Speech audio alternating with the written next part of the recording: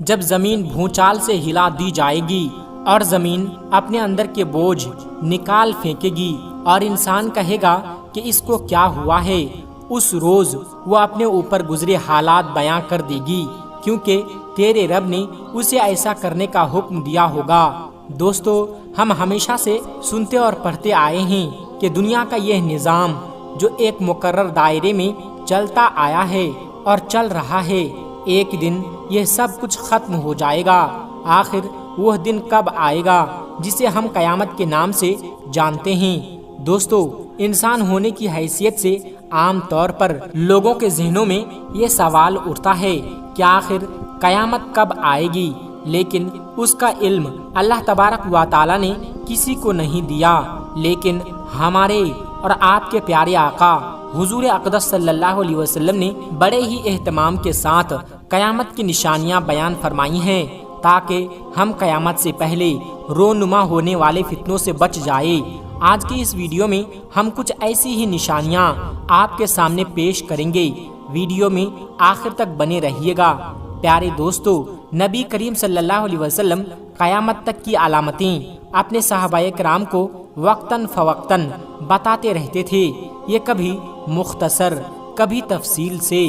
آپ نے قیامت کی علامت کا بیان کرنے کا اس قدر اہتمام فرمایا، اس کا اندازہ آپ مسلم شریف کی اس حدیث مبارکہ سے لگا سکتے ہیں۔ ابو زید انصاری رضی اللہ تعالی عنہ فرماتے ہیں کہ رسول اکرم صلی اللہ علیہ وسلم نے ہمیں فجر کی نماز پڑھائی اور پھر ممبر پر تشریف فرما ہوئے اور ہمارے سامنے خطبہ دیا، یہاں تک کہ ظہر کا وقت ہو گیا۔ پھر آپ نے ممبر سے اتر کر ظہر کی نماز پڑھائی، پھر ممبر پر تشریف لے گئے اور ہمیں خطبہ دیتے ہوئے یہاں تک کہ عصر کا وقت ہو گیا۔ پھر آپ نے ممبر سے اتر کر عصر کی نماز پڑھائی، پھر ممبر پر تشریف فرما ہوئے اور خطبہ دیتے ہوئے آپ نے ہمیں اسی خطبے میں ایسے اہم واقعات کی خبر دی جو ہو چکے ہیں اور جو آئندہ ہونے والے ہیں۔ بس ہم میں سے جس کا حافظہ زیادہ قوی تھا وہی ان تمام واقعات کو یاد رکھ سکتا تھا۔ دوستو، اسی طرح کی دوسری حدیث میں حضرت حذیفہ رضی اللہ تعالی عنہ روایت کرتے ہیں کہ نبی کریم صلی اللہ علیہ وسلم نے قیامت تک ہونے والا کوئی واقعہ نہیں چھوڑا جو ہمیں بتایا نہ ہو۔ جس نے یاد رکھا، جو بھول گیا وہ بھول گیا۔ میرے ساتھیوں کو بھی یہی بات معلوم ہے کہ آپ صلی اللہ علیہ وسلم نے جن واقعات کی خبر دی تھی، ان میں سے جن واقعات کو میں بھول گیا، ان میں سے جب کوئی رونما ہوتا تو مجھے یاد آ جاتا۔ دوستو، اب ہم اپنے سوال کی طرف بڑھتے ہیں کہ قیامت کب آئے گی۔ اس سوال کے متعلق جواب قرآن کریم میں موجود ہے۔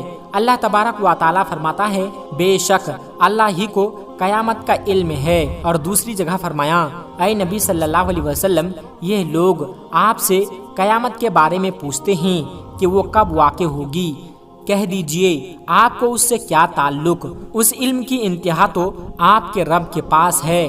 اب آپ کو اس سے متعلق ایک حدیث سناتے ہیں۔ یہ حدیث مسلم شریف کی ہے۔ سیدنا عمر بن خطاب رضی اللہ تعالی عنہ سے روایت ہے کہ ایک دن رسول اکرم صلی اللہ علیہ وسلم کی خدمت میں حاضر تھے آپ صلی اللہ علیہ وسلم ہم سب کو خطاب فرما رہے تھے کہ اچانک سامنے سے ایک شخص نمودار ہوا۔ اس کے کپڑے نہایت ہی سفید اور بال بہت ہی زیادہ کالے تھے، اور اس پر سفر کا کوئی اثر بھی معلوم نہیں ہوتا تھا، یعنی کہ وہ بالکل تھکا ہوا نہیں معلوم ہو رہا تھا۔ اور ایک بات یہ بھی تھی کہ ہم میں سے کوئی اس کو جانتا بھی نہیں تھا۔ وہ حاضرین کے حلقے میں سے گزرتا ہوا رسول اکرم صلی اللہ علیہ وسلم کے سامنے دو زانوں ہو کر بیٹھ گیا۔ اس نے اپنے گھٹنے رسول اللہ صلی اللہ علیہ وسلم کے گھٹنوں سے ملا لیے اور اپنے ہاتھ رسول اللہ صلی اللہ علیہ وسلم کی رانوں پر رکھ دیے اور کہنے لگا کہ اے محمد صلی اللہ علیہ وسلم، مجھے بتائیے کہ اسلام کیا ہے۔ آپ صلی اللہ علیہ وسلم نے ارشاد فرمایا، اسلام یہ ہے کہ تم گواہی دو کہ اللہ کے سوا کوئی معبود نہیں اور محمد اللہ کے رسول ہیں، نماز قائم کرو، زکوٰۃ ادا کرو اور ماہ رمضان کے روزے رکھو، اور اگر بیت اللہ کے حج کی طاقت رکھتے ہو تو حج بھی کرو۔ اس اجنبی نے آپ صلی اللہ علیہ وسلم کا جواب سنا اور کہا آپ نے سچ فرمایا۔ حضرت عمر رضی اللہ تعالی عنہ جو اس حدیث کے راوی ہیں فرماتے ہیں کہ اس کی بات سن کر ہمیں بے حد تعجب ہوا کہ یہ شخص پہلے تو سوال کرتا ہے پھر اس کی تصدیق بھی کرتا ہے۔ اس کے بعد اس نے سوال کیا کہ آپ مجھے بتائیے ایمان کیا ہے؟ آپ صلی اللہ علیہ وسلم نے فرمایا ایمان یہ ہے کہ تم اللہ اور اس کے فرشتوں، اس کی کتابوں اور اس کے رسولوں اور قیامت کے دن جو حق جانو اور مانو، ہر خیر اور شر کو بھی حق جانو اور مانو۔ اس نے کہا آپ نے سچ فرمایا۔ اس کے بعد اس اجنبی نے پوچھا آپ مجھے بتائیے احسان کیا ہے؟ آپ صلی اللہ علیہ وسلم نے فرمایا احسان یہ ہے کہ اللہ کی بندگی تم اس طرح کرو جیسے تم اس کو دیکھ رہے ہو، کیونکہ اگرچہ تم اس کو نہیں دیکھتے لیکن وہ تو تم کو دیکھ رہا ہے۔ اس اجنبی نے پھر سوال کیا قیامت کب آئے گی؟ آپ اس کے بارے میں مجھے بتائیے۔ آپ صلی اللہ علیہ وسلم نے اس کے جواب میں فرمایا جس سے یہ سوال کیا جا رہا ہے وہ اس سوال کرنے والے سے زیادہ نہیں جانتا۔ پھر اس نے کہا مجھے اس کے کچھ نشانیاں ہی بتا دیجئے۔ آپ صلی اللہ علیہ وسلم نے فرمایا کہ اس کی ایک نشانی یہ ہے کہ تم دیکھو گے کہ جن کے پاؤں میں جوتا اور تن پر کپڑے نہیں ہیں اور جو تنگ دست اور بکریاں چرانے والے ہیں وہ بڑی بڑی عمارتیں بنانے لگیں گے اور اس میں ایک دوسرے پر بازی لے جانے کی کوشش کریں گے۔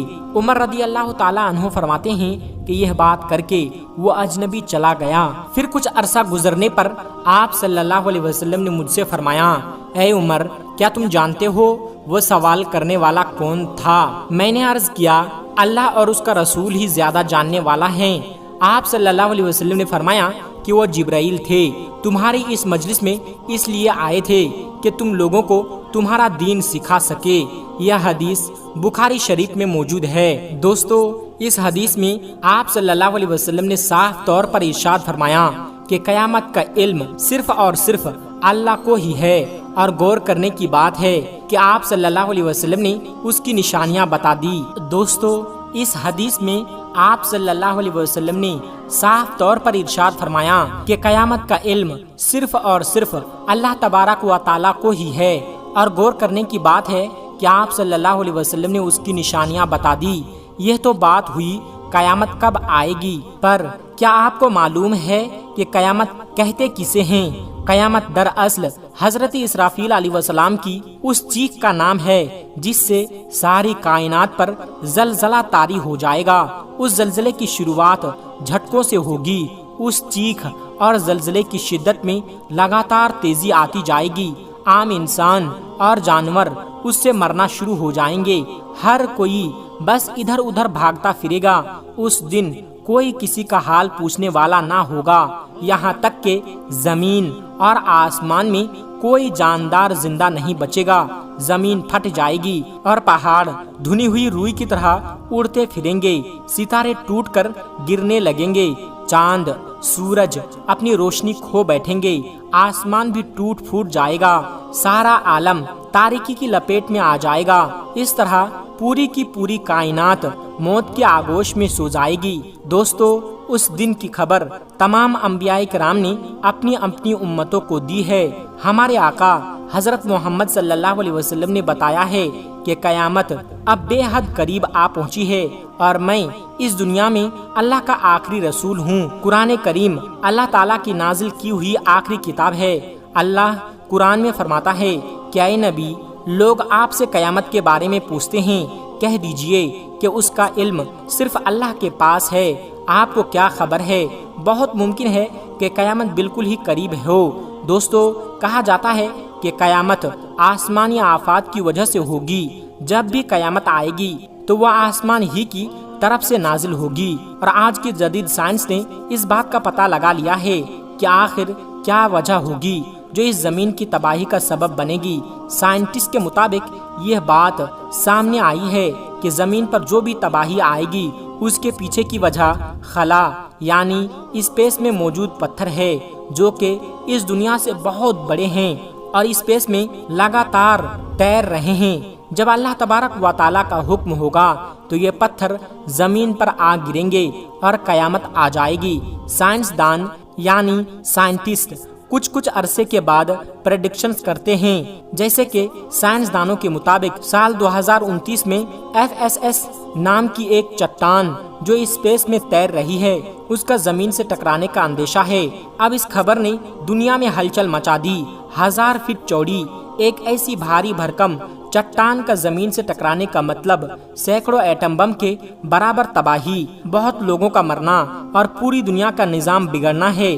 لیکن وہی کچھ سائنسدانوں کی بات مانیں تو وہ اس بات کو رد کرتے ہیں اور کہتے ہیں کہ وہ چٹان زمین سے نہیں ٹکرائے گی، پر اس پر بھی ابھی ریسرچ جاری ہے۔ امریکہ کی اسپیس ایجنسی ناسا کے مطابق یہ چٹان 13 اپریل 2029 کو زمین کے بہت قریب سے ہو کر گزرے گی، لیکن یہ نہیں کہا جا سکتا کہ زمین سے ٹکرائے گی یا نہیں۔ اس کی خبر تو صرف اور صرف اللہ تبارک و تعالی ہی جانتا ہے۔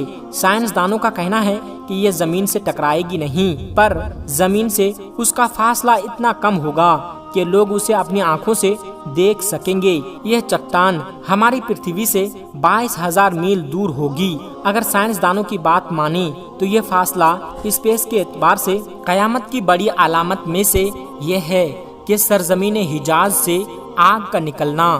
یہ واقعہ پیش آ چکا ہے۔ گھر گھر سے موسیقی کی آواز آنا، یہ بھی ہم گانے بجانے کی شکل میں دیکھ رہے ہیں۔ بے حیائی عام ہو جائے گی۔ اب دوستو، اس کے بارے میں کیا بتایا جائے؟ یہ تو آپ سبھی جانتے ہیں کہ بے حیائی کتنی عام ہو چکی ہے۔ والدین کی نافرمانی کی جائے گی، اس میں بھی ایسی کوئی بات نہیں ہے جو کسی سے چھپی ہوئی ہو۔ باپ کے مقابلے دوستوں کی عزت کی جائے گی۔ یہ سب نشانیاں بھی پوری ہو چکی ہے۔ اب آپ کو وہ نشانیاں بتائیں گے جو نشانیاں آنے والے وقت میں آئے گی۔ لوگوں پر ایسا زمانہ آئے گا کہ دین پر قائم رہنے والے کی حالت اس شخص کی طرح ہوگی جس نے انگارے کو مٹھی میں پکڑ رکھا ہو۔ دنیاوی اعتبار سے سب سے زیادہ خوش قسمت وہ ہوگا جو خود بھی کمینہ اور اس کا باپ بھی کمینہ ہوگا۔ قبیلوں کے لیڈر بہت مختلف، جھوٹے اور فاسق ہوں گے۔ بازاروں کے رئیس تاجر ہوں گے۔ پولیس کی کثرت ہوگی جو ظالموں کی پیٹھ تھپ تھپائیں گے۔ کم عمر کے لڑکے حکومت کرنے لگیں گے۔ ناپ تول میں کمی کی جائے گی۔ لکھنے کا ماحول بہت بڑھ جائے گا، لیکن تعلیم صرف دنیا کے لیے حاصل کی جائے گی۔ قرآن کو گانے بجانے کا سامان بنا لیا جائے گا، یعنی لوگ اسے گا گا کر پڑھیں گے۔ رعایا، شہرت اور مالی فائدے کے لیے قرآن کو گا گا کر پڑھنے والوں کی کثرت ہوگی۔ فقہا کی کمی ہوگی۔ علماء کو قتل کیا جائے گا۔ لوگوں پر ایسا وقت آئے گا کہ وہ سرخ سونے سے زیادہ اپنی موت کو پسند کریں گے۔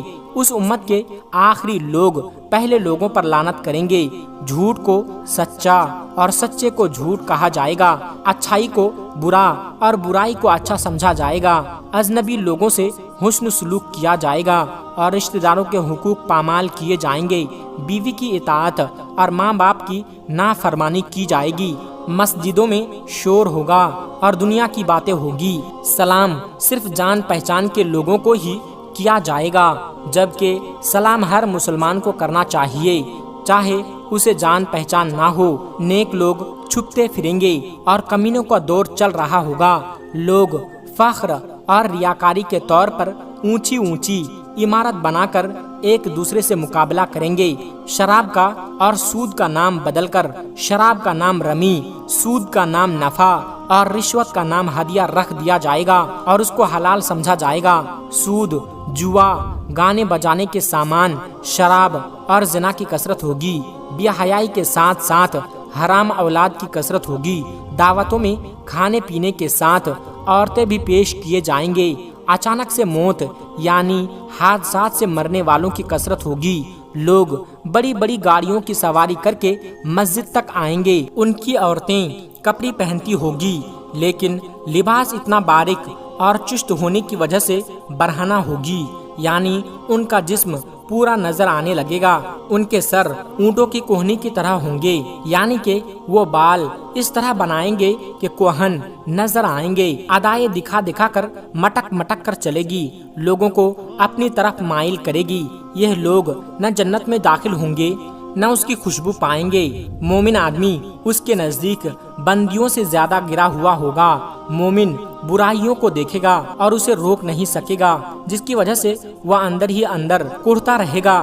آج ان سب باتوں کو ہوتا ہوا دیکھا جا رہا ہے، اور کسی علامت کی ابھی شروعات ہوئی ہے اور کوئی اپنی انتہا تک پہنچ چکی ہے۔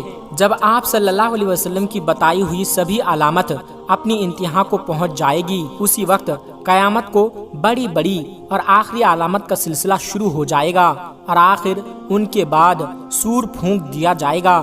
زمین اوپر سے نیچے تک کپ کپائے گی، اور جتنے مردے اس میں دفن ہیں سب کو نکال پھینکے گی۔